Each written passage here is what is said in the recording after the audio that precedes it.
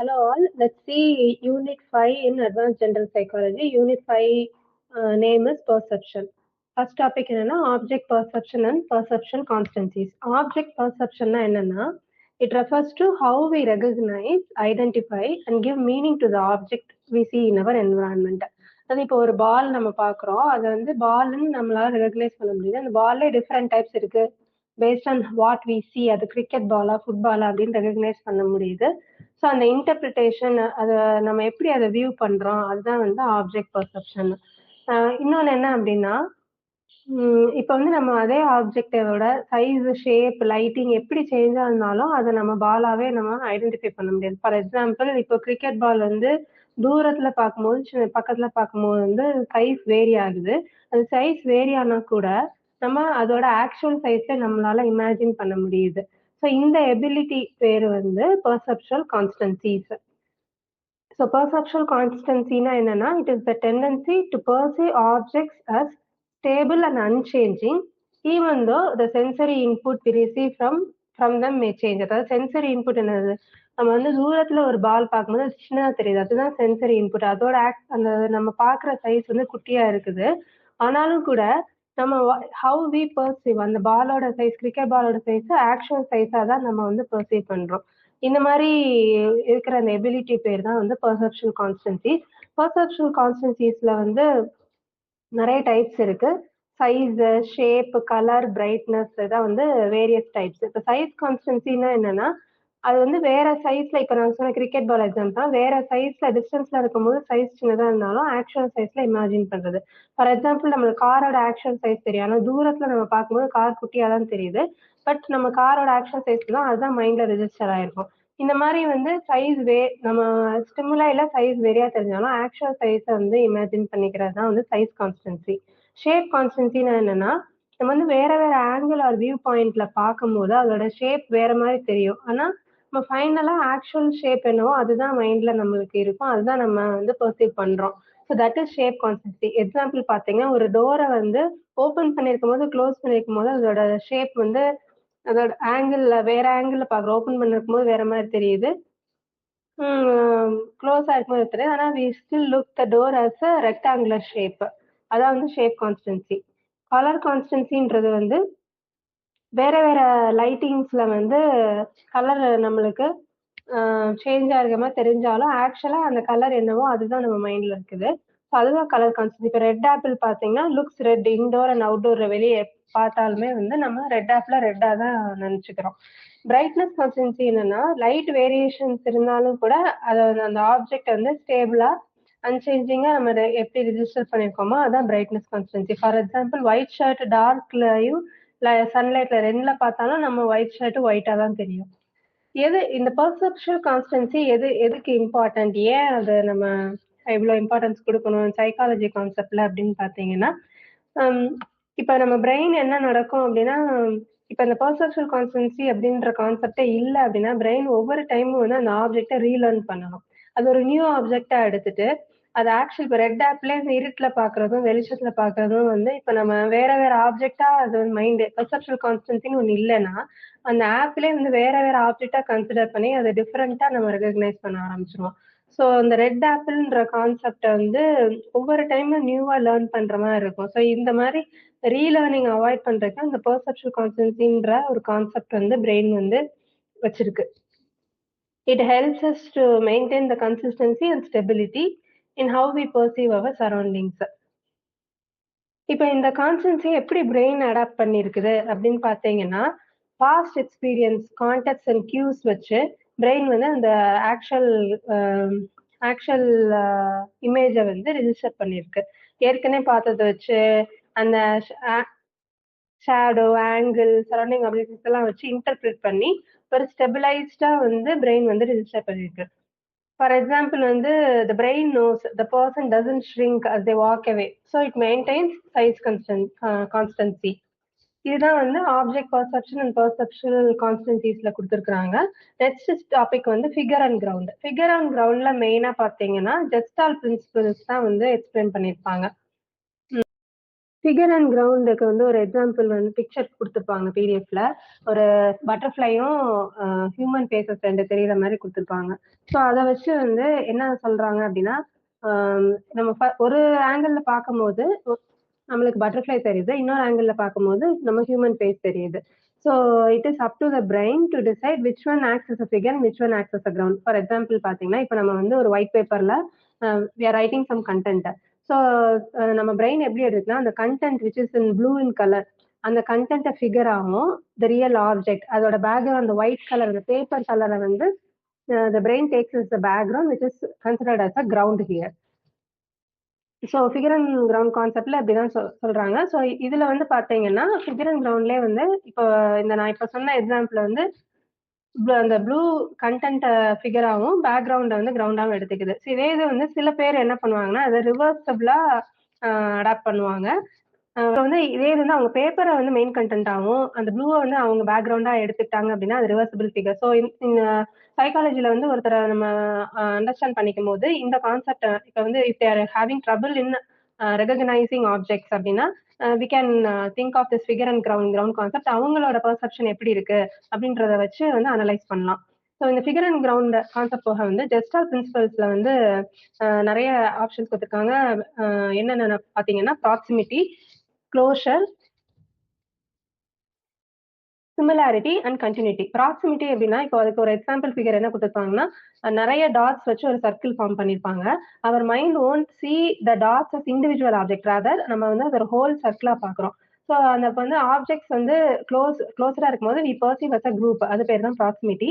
And similar objects எதாவது we tend to group together. இப்போ வந்து குட்டி குட்டி டாட்ஸ் வந்து தே லுக் லைக் அண்ட் நம்ம என்ன பண்றோம் அந்த டாட்ஸ் இண்டிவிஜுவலா கன்சிடர் குரூப் பண்ணி அது மொத்தமா ஒரு சர்க்கிள் ஃபிகரா பாக்குறோம். ஸோ இந்த மாதிரி சிமிலர் ஆப்ஜெக்ட்ஸை குரூப் பண்ற அந்த ஃபேக்டர் பேர் வந்து சிமிலாரிட்டி. க்ளோஷர் அப்படின்னு பாத்தீங்கன்னா இன்கம்ப்ளீட் ஷேப்ஸை வந்து நம்ம கம்ப்ளீட் ஷேப்ஸா சில ரைட்டிங்ஸ்ல பாத்தீங்கன்னா நம்ம வந்து ஏ ஸ்மால் லெட்டர் ஏ வந்து ஸ்பிளிட் பண்ணி சி தனியா சிங்கிள் லைன் தனியா எழுதிப்பாங்க. But we still see as letter A. சில ஃபாண்ட் ஸ்டைல்ஸ்ல அந்த மாதிரி இருக்கும். ஆனா நம்ம ஏ வந்து அந்த மாதிரி சி அண்ட் அந்த வெர்டிகல் லைன் ஸ்பிளிட் பண்ணி கொடுத்திருந்தாலும் அது ஏவாவே பாக்குறோம்.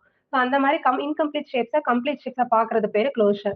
அண்ட் கண்டினியூட்டி என்னன்னு பாத்தீங்கன்னா இந்த டாட்ஸ் வச்சு சொன்னேன் இல்லையா, ஸோ அது வந்து தனித்தனி டாட்ஸா கொடுத்தாலும் நம்ம அதை வந்து கண்டினியூஸ் பேட்டர்னா வந்து நம்ம கன்சிடர் பண்ணி we see it as a circle.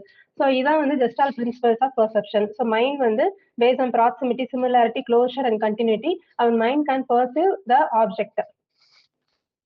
So இதுதான் வந்து ஃபிகர் அண்ட் கிரவுண்ட்ல கொடுத்துருக்குறாங்க. நெக்ஸ்ட் வந்து பெர்செப்சுவல் குரூப்பிங். ஸோ அகைன் இந்த பெர்செப்ஷன் குரூப்பிங்ல தான் வந்துட்டு இந்த gestalt principles of perception again mention பண்ணியிருக்காங்க. ஜெஸ்டால் சைக்காலஜி என்ன சொல்லியிருப்பாங்கன்னா we should not treat as individual parts, we have to take as a whole, sum of பார்ட்ஸ்ல வந்து பார்க்கணும் அப்படின்றாங்க. அதுதான் வந்து அந்த பேட்டர்ன்ஸ் டாட்ஸ் வச்சு ஒரு ஸ்கொயரோ சர்க்கிளோ டிரா பண்ணி அதை எப்படி வந்து மைண்ட் ரெகக்னைஸ் பண்ணுது அந்த பேட்டர்ன்ஸை, அதுதான் வந்து பெர்செப்ஷன் குரூப்பிங் அண்ட் பேட்டர்னிங்ல வரும். விஷுவல் இலூஷன்ஸ் அப்படின்ற டாபிக் என்ன வரும்னா, விஷுவல் இலூஷன்ஸ்ன்றது இன்கரெக்ட் பெர்செப்ஷன்ஸ். இப்போ வந்து சில 3D ஆப்ஜெக்ட்ஸ் வந்து 3D டிராயிங்ஸ் தான் பார்ப்போம். அது ஆக்சுவலா வந்து ரெட் அண்ட் பிளாக் அண்ட் ஒயிட்டா வந்து ஆல்டர்னேட் ஃபிகர்ஸா இருக்கும்போது ஆக்சுவலா பிளாக் அண்ட் ஒயிட் தான் இருக்கணும். தூரத்துல இருந்து பார்க்கும்போது அது மூவ் ஆகுற மாதிரி நமக்கு தெரியும். ஸோ அதெல்லாம் வந்து விஷுவல் இலூஷன் அப்படின்னு சொல்றாங்க. பிகாஸ் பிரெயின் வந்து மிஸ்இன்டர்பிரேட் பண்ணுது, அந்த ஆக்சுவல் ஸ்டிமுலை மிஸ்இன்டர்பிரேட் பண்றது தான் வந்து விஷுவல் இலூஷன்ஸ். நெக்ஸ்ட் டாபிக் வந்து பாத்தீங்கன்னா மூவ்மெண்ட் பெர்செப்ஷன். இப்போ மூவ்மெண்ட் பெர்செப்ஷன் என்ன அப்படின்னா, ஒரு ஆப்ஜெக்ட் வந்து மூவிங்ல இருக்கும் போது how our brain receives, how our brain perceives or recognises அப்படின்றது தான் வந்து மூவ்மெண்ட் பெர்செப்ஷன்ல வரும். It helps us to recognize objects in motion, the direction and speed of movement, our own movement related to other objects. இது வந்து அது என்ன direction பார்த்து அதெல்லாம் பேஸ் பண்ணி we come to a conclusion, நம்ம மூவ் ஆகுறோமா அவங்க மூவ் ஆகிறாங்களா, அந்த மாதிரி கான்செப்ட்லாம் வந்து இந்த மூவ்மெண்ட் பெர்செப்ஷன்ல வரும். எப்படி வந்து நம்ம பிரெயின் வந்து அந்த மூவ்மெண்ட்டை பர்சீவ் பண்ணுது அப்படின்னா, ஃபர்ஸ்ட் வந்து ஐஸ் விஷுவல் கியூஸ் அதை வந்து ரெட்டினா வந்து டிடெக்ட் பண்ணுது. அதுக்கப்புறம் வந்து பேஸ்ட் வந்து kinaesthetic feedback, muscles and body position வச்சு when we move our head or body அதை வச்சு நம்ம பர்சீவ் பண்றோம். அண்ட் பேக்ரவுண்ட் கான்டெக்ஸ்ட் வச்சும் கூட பர்சீவ் பண்ணுது நம்ம பிரெயின். ஸோ இந்த டைப்ஸ் ஆஃப் மூவ்மெண்ட் பர்செப்ஷன் என்ன பார்த்தீங்கன்னா, real movement, apparent movement, induced movement, autokinetic effect அப்படின்னு இருக்குது. இப்போ வந்து ரியல் மூவ்மெண்ட் என்ன அப்படின்னா, actual physical movement of an object in space. அது எப்படி மூவ் ஆகுதோ அதே மாதிரி நம்ம பாத்துக்கிறது. அது வாட்சிங் a car driving past, drive past அப்படின்னு அதெல்லாம் ஒரு பெஸ்ட் எக்ஸாம்பிள். ஸோ அது ஆப்ஜெக்ட் வந்து அப்படியே அது எந்த டைரக்ஷன் மூவ் ஆகுது எல்லாமே அப்படியே பெர்சீவ் பண்ணிக்கிறது ரியல் மூவ்மெண்ட். அப்பேரண்ட் மூவ்மெண்ட்னா என்னன்னா, இட் இஸ் அந்த perception of movement when there is none. அதாவது அது மூவ் ஆயிருக்காது, ஆனா நம்மளுக்கு மூவ் ஆகிற மாதிரி தெரியுது. எக்ஸாம்பிள் பாத்தீங்கன்னா சீரியல் பல்ப் எல்லாம் பாத்தீங்கன்னா ஆல்டர்னேட்டிவ் பல்ப்ஸ் வந்து ஆன் அண்ட் ஆஃப் போட்டிருப்பாங்க. அப்படின்றப்ப நம்மளுக்கு ஆன் அண்ட் ஆஃப் தான் ஆக்சுவலா நடக்கும். ஆனா நம்ம எப்படி பெர்சீவ் பண்ணுவோம் அப்படின்னா அந்த அந்த லைட் அப்படியே மூவ் ஆகிற மாதிரி தெரியும். ஸோ இந்த மாதிரி இலூஷன் தான் வந்து அப்பேரண்ட் மூவ்மெண்ட். இன்டியூஸ் மூவ்மெண்ட் அப்படின்னா when a stationary object appears to move because the background is moving. நம்ம ட்ரெயின்ல இருக்கும்போது நம்ம ட்ரெயின் மூவ் ஆயிருக்காது, ஆனா பக்கத்துல ஒரு மூவிங் ட்ரெயின் பார்க்கும்போது நம்ம மூவ் ஆகிற மாதிரி தெரியுது வந்து இன்டியூஸ் மூவ்மெண்ட். ஆட்டோகினெட்டிக் எஃபெக்ட் என்னன்னா, ஒரு ஸ்டேஷனரி பாயிண்ட் ஆஃப் லைட் வந்து appears to move and viewed in darkness. நம்ம வந்து ரொம்ப நேரம் இல்லைன்னா ஒரு ஒரு ஒயிட் பேப்பர்ல ஒரு ஒரு பிளாக் டாட் வச்சு அது ரொம்ப நேரம் பார்க்கும்போது கொஞ்ச நேரம் கழிச்சு அது மூவ் ஆகிற மாதிரி தெரியும். ஸோ இது வந்து ஆட்டோகினெட்டிக் எஃபெக்ட். நெக்ஸ்ட் வந்து ஸ்ட்ரோபோஸ்கோபிக் மோஷன் அப்படின்னு ஒரு டாபிக் கொடுத்துருக்காங்க அப்பேரண்ட் மோஷன்லயே. அது என்ன அப்படின்னா, அதுக்கு எக்ஸாம்பிள் பாத்தீங்கன்னா, இப்ப இந்த ஃப்ரேம்ஸ் ஒரு வீடியோ எடுக்கும்போது அந்த ஒரு ஃப்ரேமா தனித்தனியா எடுப்பாங்க. But when you see it together அது ஒரு மோஷனா நம்மளுக்கு தெரியும் இல்லையா? அனிமேஷன் அந்த மாதிரிலாம் தெரியுது. அப்புறம் வந்து ஒரு நோட் புக்ல வந்து ஒரு பேஜ்லயும் ஒரு பிக்சர் வரைஞ்சிருப்பாங்க. பட் அந்த நோட் புக் அப்படியே நம்ம ஓபன் பண்ணி ஃபாஸ்டா ஓபன் பண்ணும்போது அது ஒரு மூவிங் பிக்சரா தெரியும் இல்லையா? அதுதான் வந்து ஸ்ட்ரோபோஸ்கோபிக் மோஷன். ஸோ இதெல்லாம் வந்து types of movement perception. Movement பர்செப்ஷன்றது மூவிங் ஆப்ஜெக்ட்ஸை பிரெயின் எப்படி பர்சீவ் பண்ணுது, அதுல டிஃப்ரெண்ட் டைப்ஸ் பார்த்தோம். Real movement, apparent movement, induced movement, autokinetic effect, அப்புறம் ஸ்ட்ரோபோஸ்கோபிக் மோஷன். ஸோ இதை நம்ம பார்க்கறத வச்சுதான் இதை நம்ம பர்சீவ் பண்றதுனால visual cortex comes into picture. அதுதான் வந்து நம்ம ரெட்டினா என்ன ரிசீவ் பண்ணி நம்மளுக்கு சென்ட் பண்ணுது நியூரோ சிக்னல்ஸ், அதை பிரெயின்ல விஷுவல் கார்டெக்ஸ் தான் வந்து ரிசீவ் பண்ணிட்டு அதை இன்டர்பிரட் பண்ணி நம்ம வந்து ஒரு ஆப்ஜெக்ட் ரெகக்னைஸ் பண்ண முடியுது. எதுக்கு இந்த மோஷன் மூவ்மெண்ட் பர்செப்ஷன் எதுக்கு இம்பார்ட்டன்ட்னு பார்த்தீங்கன்னா, it helps to detect the danger. அப்போ வந்து நம்ம ஒரு கார் ஃபாஸ்டா வருது, எந்த டைரக்ஷன் வருதுன்றத பொறுத்து நம்ம ரோடு கிராஸ் பண்றதா வேணாமா நம்ம டிசைட் பண்ணுவோம். So if some people fail to அந்த மாதிரி ஃபெயில் டு டிடெக்ட் எவ்வளோ ஸ்பீட்ல வந்து அவங்களால கணிக்க முடியலன்னா, வி கேன் டிசைட் லைக் அவங்களுக்கு வந்து இந்த மூவ்மெண்ட் பர்செப்ஷன்ல ப்ராப்ளம் இருக்கு அப்படின்னு டிசைட் பண்ணலாம். So it helps us to judge the direction, distance and speed of moving objects. அடுத்த டாபிக் என்னன்னு பார்த்தீங்கன்னா டெப்த் பர்செப்ஷன். இது எதுக்கு அப்படின்னா, it is ability to judge the distance and see the world in 3 dimensions. எவ்வளோ ஆழமா இருக்குது, எவ்வளோ தூரத்துல இருக்கு, அந்த ஸ்பீட் எல்லாமே வந்து டிடெக்ட் பண்ற எபிலிட்டி பேர் தான் வந்து டெப்த் பர்செப்ஷன். அதுல வந்து 2 டைப்ஸ் ஆஃப் கியூஸ் இருக்கு. ஒன்னு வந்து பைனாகுலர் கியூஸ் அண்ட் இன்னொன்று வந்து மோனோகுலர் கியூஸ். பைனாகுலர் கியூஸ்ன்றது பாத்தீங்கன்னா, when you watch something from the binocular, நீங்க வந்து 2 ஐஸையுமே யூஸ் பண்ணி அந்த டிஸ்டன்ஸ்ல இருக்கிற ஒரு ஆப்ஜெக்ட் ஏதோ நீங்க பாக்குறீங்க. So you use both the eyes. Each eye sees a slightly different image. Whereas இப்போ நீங்க மோனோகுலர் கியூஸ்ல பாத்தீங்கன்னா, it works with one eye. இப்போ வந்து ஒரு கண்ணை மூடிட்டு ஒரு ஆப்ஜெக்ட் நீங்க ஃபோக்கஸ் பண்றீங்க, ரைட் ஐ மூடிட்டு லெஃப்ட் ஐ பார்க்கும்போது அந்த ஆப்ஜெக்ட் ஒரு பிளேஸ்ல தெரியும். But when you suddenly change it, மாத்தி பார்க்கும்போது அந்த ஆப்ஜெக்ட் கொஞ்சம் மூவ்ல வேற வேற இடத்துல இருக்கிற மாதிரி உங்களுக்கு அந்த டிஃபரன்ஸ் தெரியும். அதுதான் வந்து மோனோகுலர் கியூஸ். இது எதுக்கு இந்த டெப்த் பர்செப்ஷன் என்ன எதுக்கு இம்பார்ட்டன்ட்னு பாத்தீங்கன்னா, it helps us to navigate safely, supports hand I coordination. ஒரு பாலை கேட்ச் பண்ணும்போது நம்ம வந்து எவ்வளவு தூரத்துல வருதுன்னு கரெக்டா கேட்ச் பண்ண முடியுது அப்படின்னா ஒரு பர்செப்ஷன் வந்து நல்லா இருக்கு அப்படின்னு அர்த்தம். So it helps to recognise object location, shape, size in 3D space. அடுத்த டாபிக் பாத்தீங்கன்னா the role of learning in perception. So perception வந்து பெர்செப்ஷன் என்ன, how we recognise the object. So நம்ம வந்து லேர்ன் பண்ணிக்கிற சில விஷயங்கள் வந்து இட் ஹெல்ப்ஸ் டு பர்சீவ். எப்படின்னு பாத்தீங்கன்னா, இது வந்து ஆட்டோமேட்டிக்கா மட்டும் கிடையாது, நம்ம லேர்ன் பண்ற ப்ராசஸை பொறுத்து அந்த பெர்செப்ஷன் வேரிஸ் அப்படின்றாங்க. ஸோ இதுல வந்து ரோல் ஆஃப் லேர்னிங் சில ஏரியாஸ்ல வந்து அவங்க ஹைலைட்டடா காமிச்சிருக்காங்க. என்னன்னு பாத்தீங்கன்னா, எஃபெக்ட்ஸ் ஆஃப் ரீஸ்டோர்டு விஷன். இப்போ ஒரு பிளைண்ட் பீப்புள் இருக்கிறாங்க, அவங்களுக்கு வந்து ஈவன் ஆஃப்டர் கெட்டிங் விஷன் அவங்க இதை குடன்ட் ரெகக்னைஸ் ஆப்ஜெக்ட்ஸ்.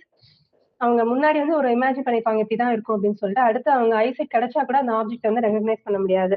இன்னொன்னு என்ன, விஷுவல் டெப்ரிவேஷன் அனிமல்ஸ். ஒரு அனிமலை வந்து when it put in darkness, it will be affected in vision when they put in light. So இது வந்து உங்களுக்கு அஃபெக்ட் ஆகுது. So what ever they learnt before it actually changes the perception அப்படின்றாங்க. இன்னொன்று வந்து perception influence பார்த்தீங்கன்னா, அவங்க வந்து எப்படி அந்த டெப்த்தை வியூ பண்றாங்க. ஒரு ஸ்டூல்ல குழந்தைய வச்சிருக்கீங்கன்னா அது கீழே விழுகுமா விழுகாதா அப்படின்றத நம்ம ஆக்சுவலா பேரண்டா நம்ம ட்ரை பண்ண மாட்டோம். பட் ஒரு எக்ஸ்பெரிமெண்ட் வந்து கண்டக்ட் பண்ணாங்கன்னா வேற வந்து ஒரு கம்மியான ஹைட்ல இருக்கிற ஒரு இதுல கவிழ்ந்து போற மாதிரியும் ரொம்ப ஆழமா இருக்கிறதுல உள்ள குதிக்கிற மாதிரியும் வச்சிருந்தாங்க. பட் அந்த குழந்தைய விடும்போது வந்து இட் ப்ரிஃபர்ஸ் டு கோ இந்த அந்த கம்மியான ஹைட்ல இருக்கிறத வந்து ப்ரிஃபர் பண்ணிச்சோம். ஸோ இன்ஃபான்ஸுக்குமே வந்து இந்த டெப்த் பர்செப்ஷன் வந்து நல்லா தெரியும் அப்படின்ற மாதிரி கன்க்ளூஷனுக்கு வந்துட்டாங்க. ஸோ இந்த என்னென்ன விஷயங்கள்லாம் இந்த பெர்செப்ஷனை அஃபெக்ட் பண்ணும் அப்படின்னு பார்த்தீங்கன்னா, பாஸ்ட் எக்ஸ்பீரியன்ஸ். அப்புறம் ஃபார் எக்ஸாம்பிள் பார்த்தீங்கன்னா, இப்போ ஏதாவது ஃபார்மர் எடுத்துக்கிட்டீங்கன்னா, ஏற்கனவே பாஸ்ட்ல இருந்து இந்த மாதிரி நோய் வந்து அஃபெக்ட் ஆச்சு அப்படின்னா, இப்படி நடக்கும் அப்படின்னு ஆல்ரெடி அவங்களுக்கு ஒரு எக்ஸ்பீரியன்ஸ் இருக்கும். ஸோ அது மாதிரி சயின்ஸ் தெரியும் போது they quickly come to conclusion that it is going to get affected அப்படின்ற மாதிரி. So based on the past experience perception மாறுது. இது வந்து பாசிட்டிவாகவும் முடியல, நெகட்டிவாகவும் முடியலாம். ஒரு தடவை பாஸ்ட் எக்ஸ்பீரியன்ஸ் வச்சு இப்படிதான் அப்படின்னு கன்க்ளூஷனுக்கும் வருவாங்க. அது வந்து பாசிட்டிவாகவும் முடியலாம், நெகட்டிவாகவும் முடியலாம். இன்னொன்று என்ன ஃபேக்டர்னு பார்த்தீங்கன்னா, ஃபெமிலியாரிட்டி. ரெகக்னைசிங் ஃப்ரெண்ட்ஸ் ஃபேஸ் இன் க்ரௌட் தான் ஒரு எக்ஸாம்பிள். ஈஸியா வந்து நம்ம நம்ம வந்து அந்த ஃப்ரெண்டோட ஃபேஸ் ரெஜிஸ்டர் ஆனால எவ்வளவு கூட்டத்துல இருந்தாலும் அந்த ஃப்ரெண்ட் நம்மளால கண்டுபிடிக்க முடியுது. இன்னொன்று வந்து கல்ச்சரல் பேக்ரவுண்ட். நம்ம வந்து ஒரு கல்ச்சர்ல ஒரு விஷயங்கள் வந்து நம்மளுக்கு டீச் பண்ணிருப்பாங்க. ஸோ நம்ம வந்து based on the cultural background நம்ம ஒரு விஷயங்களை வந்து ஒரு மாதிரி பார்ப்போம். எக்ஸ்பெக்டேஷன். இப்போ seeing a cloud shape like an animal, அது வந்து நம்மளா வந்து வியூ பண்ணிக்கிறோம். இந்த கிளவுட் வந்து ரேண்டமா அரேஞ்ச் ஆயிருந்தாலும் we see it as a different shape.